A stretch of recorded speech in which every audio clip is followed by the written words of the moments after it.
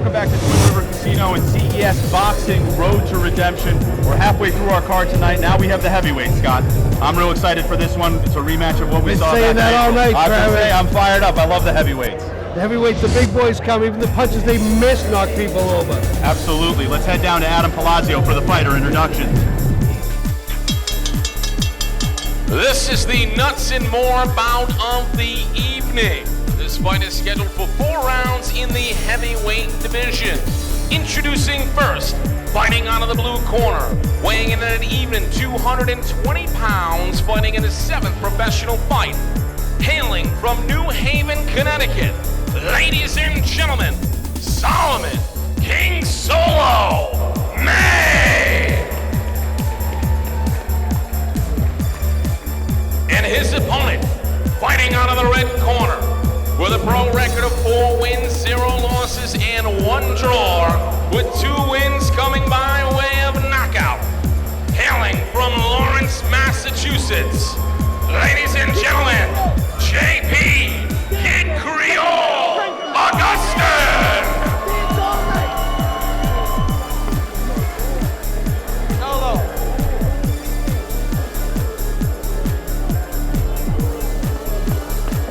Solo, JP, receive my extensive instructions in the dressing room. I want you to protect yourself from all time. I want you to be mindful of pushing, holding, and wrestling. None of it. I won't have any of it. Above all, obey my commands at all times. First command is right now, touch gloves. Touch them up. Bell rings on.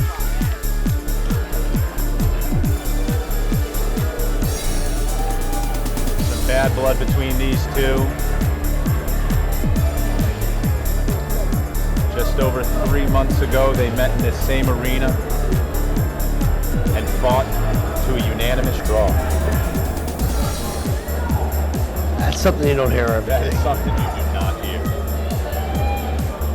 Both fighters. Majority draw. Excuse me, majority draw. No, I'm saying you hear about a majority draw, but a unanimous draw. Every judge had it a draw. Yeah, every judge did. Both fighters have claimed that this will not go the same way. Big overhand left by May.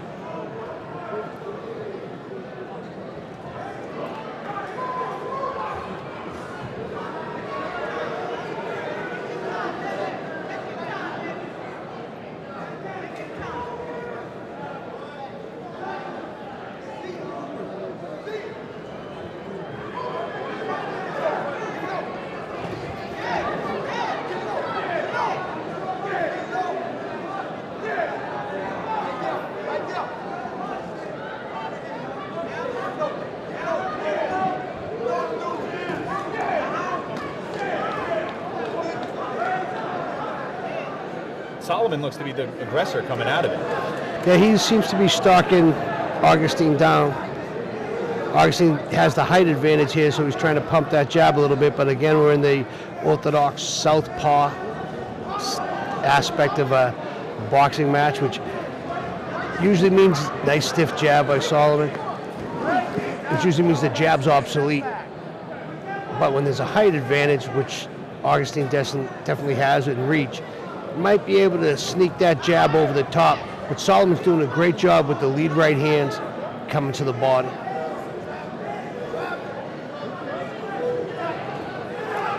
That nice little 1-2 by Augustin rocked Solomon back on his heels a little bit. And you can see Solomon saying, nice job with that.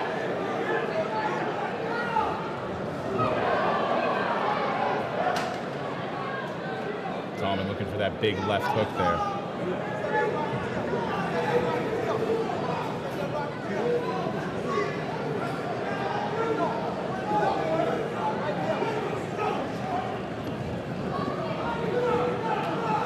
Again, when an orthodox fighter is fighting a southpaw, you're looking for that outside foot, that foot position, which is going to allow you to throw your straight right hand, or the left-handed fighter to throw the straight left hand right up the middle.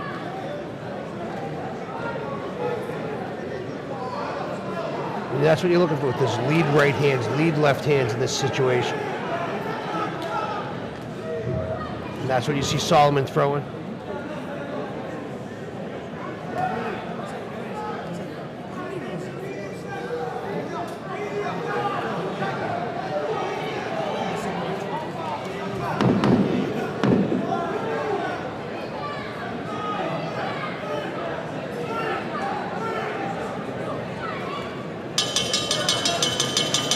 Solomon very aggressive in the first round. That wasn't something we saw in the last fight. He was really trying to get in there close. Well, he's coming forward with punches this time as opposed to just coming forward. And I got to tell you, Augustin, more on the defense, had a couple things land for him, but nothing spectacular from either fighter through one. Kind of a feeling out round.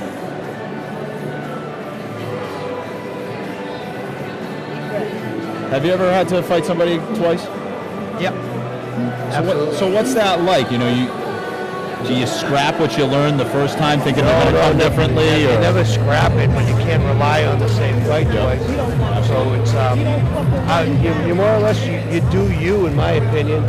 You know, you don't worry about what your opponent's going to do too much. You know, you've seen him before. You've felt his power. You've seen that he might have some tendencies, but you just kind of go out there and you do what you do best. And if there's a tendency or two your opponent has, maybe he's going to be, going to continue to do that. But for the most part, you just do yourself.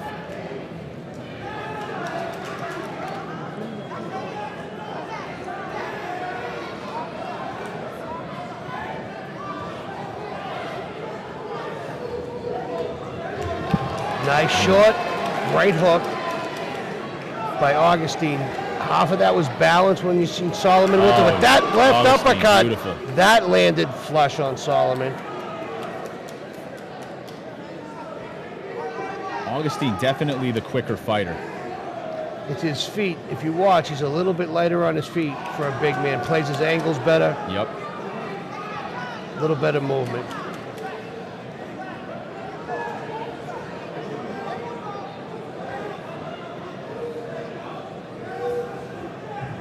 A little more athletic.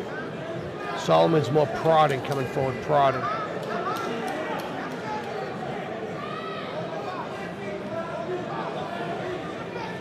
Now that might be something Solomon could do a little more often, is a little bit better head movement, some feints with his head and his feet to set up that little clipping left hand he just landed.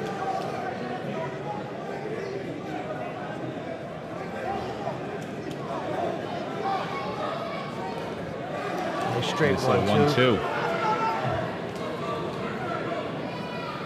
Solomon really leading with that big right to the body. Yeah, it was a great 1-2-1, finishing with a straight right hand by Augustin.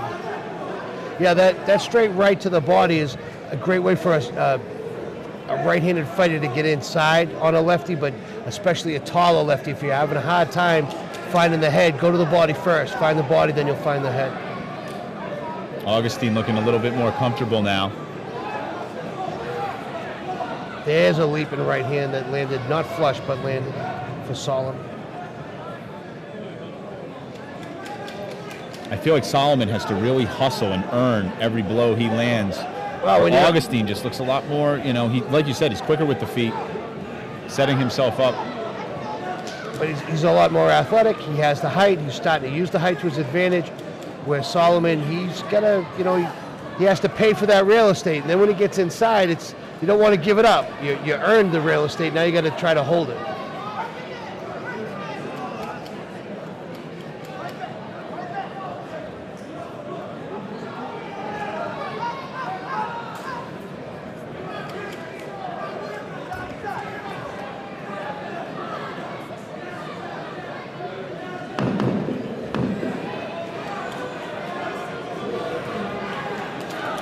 Nice short 1-2. Nice little 1-2 right there again by Augustin.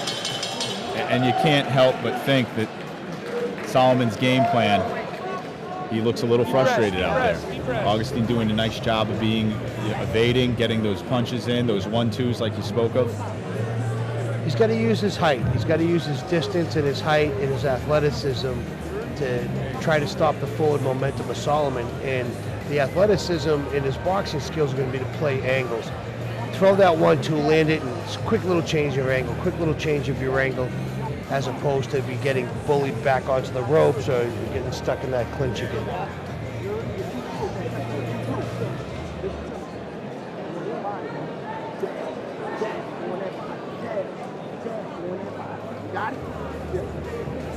Both corners yelling at their fighter emphatically.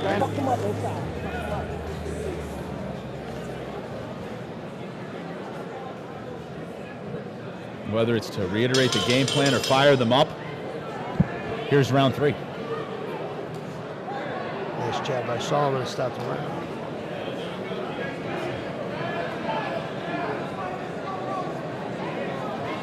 Now I'd like to see, there's your combination, but change your angle by Augustin. Don't stay in front of him. Change your angle. Fire that combination, and there it is, and move away.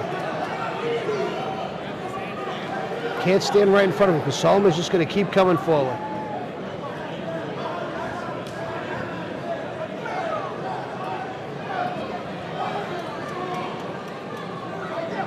Augustin with the 1-2, Solomon trying to work that left jab in there. Nice left hook and rolling off. This is where changing those angles is going to help. Making contact, landing a nice shot, and then moving off. And he's done it a couple times this round, and you can see the significant difference you were talking about, Scott. Yeah, that's how he's boxing now.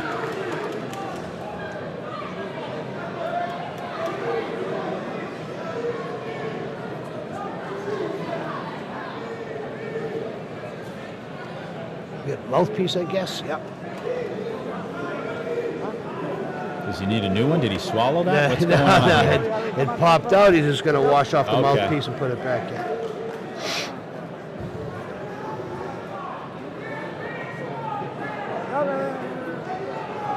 And we're back. Now, will they stop time there? Absolutely. I was gonna say. Referee's the only one that can do it. Nice work by Augustin there, going to the body, coming back up top. And you can see this is where Solomon has to brawl. He has to kind of make it messy to get inside and stay there. With Jean-Pierre, he's just going to keep boxing, playing his angles, landing those punches.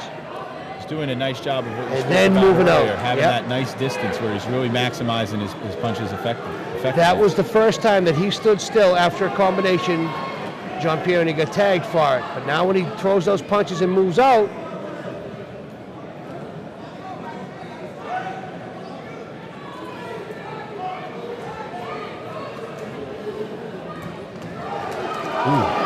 big hits from both there's men. something on that. That wobble, though. Solomon knows. He's seems got to to be moving disengage in. here, though. Solomon's got to disengage and not let him recover. Absolutely. Create some space. See how those legs are. we saw Go it down in to the earlier body. fights. Go down to the body here would be great. Those legs are still wobbly. Yeah, and a couple of nice feints. Feint before you go. See if Augustin's fully recovered from that. Very solid shot by Solomon.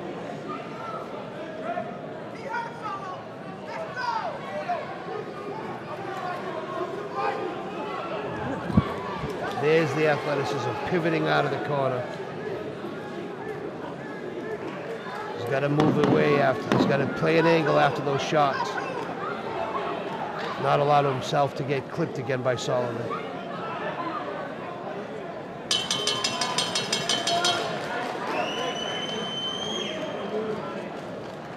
Both fighters had parts of the round there that they looked very good. Yes. You know what? The shame here, I thought Augustin did a better job that round. Like you said, moving his feet, changing the angles. Solomon couldn't really capitalize on that shot that stunned Augustin a little bit. You would have liked to have seen him pursue it a little bit better, but like you said, he got tied up, and that was really what Augustin was looking for. Yeah, well, Augustin found a way to survive the round, get the clinch, move around a little bit more. Now we're coming down to our final round. And what these fighters fear the most, a possible chance in the struggle. Both will be trying to avoid that. And both corners, again, emphatic with their fighter. I like to see that intensity from the trainers.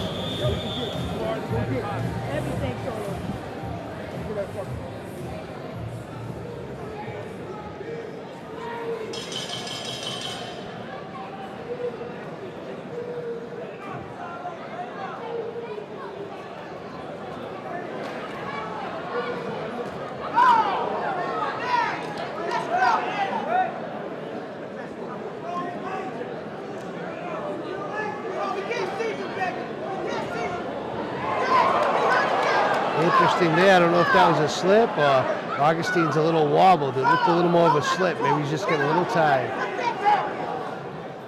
Now Augustin looking to clinch up.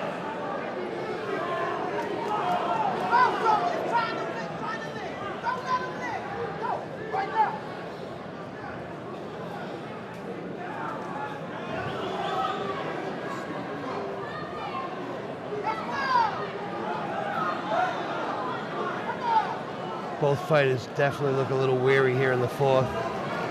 It's amazing how these rounds just suck the life out of these guys.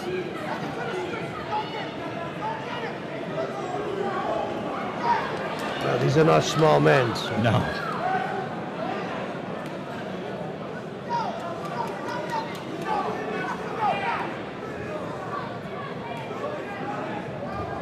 Nice overhand right by Solomon, a little left hook behind it. Another straight right hand lands. Solomon building confidence here. As Finding Augustin, some distance, yeah. Then he gets smothered. He had a point there where Augustin hasn't thrown a punch in a minute. Solomon's still hunting the head. I'd like to see him go to the body and then find the head. Augustin's kind of backing away here, not throwing very much punches. He could be giving this round away. I don't know if he has the... Yeah, I don't think he has the ability. I mean... I don't know if he has it in the bank to give away. No.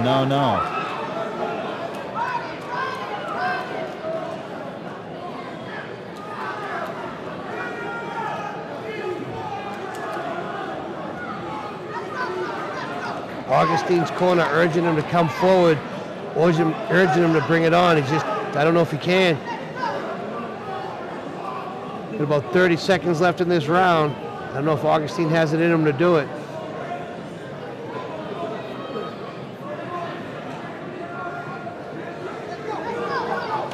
Both guys are looking gassed. Solomon looks a little fresher though. He's the one that's dictating the pace at the moment. Hit with the cleaner punches. You can see Augustin's the one that's got the double underhooks there, trying to restrict the punches. Now Solomon proving me a liar and clinching up. And despite both fighters' promises that it would not go to the judges, we'll be going to the cards. What do you think, Scott? I think we got another draw. Well, I'll tell you this, it doesn't look like there's a clear-cut winner here. No, definitely going to go to the judges. Definitely could go either way. Maybe the last two rounds, maybe the first round and the fourth round. Now, have you ever fought two guys to a draw? I've never fought to a draw. No, okay. Thank God. Either beat me or I'm with you. I knock you out or... Win or lose is how I like to play.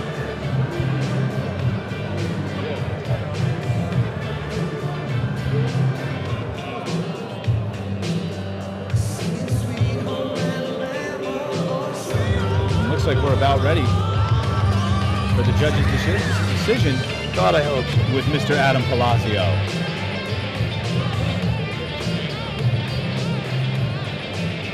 After 4 tough rounds, we go to the scorecards once again. Judge Glenn Feldman scored the fight 39-37. Judge Clark Sammartino scored the fight 39-37. Judge Joe Cusano scored the fight 40-36. For your winner by unanimous decision, J.P. Kid Creole Augustin.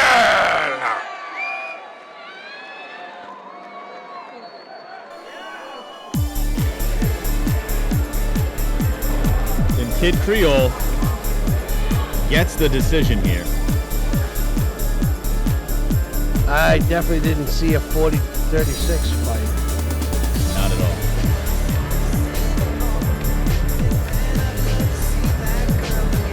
But it definitely wasn't a draw. Nice job, boys. 8 rounds. We'll be back.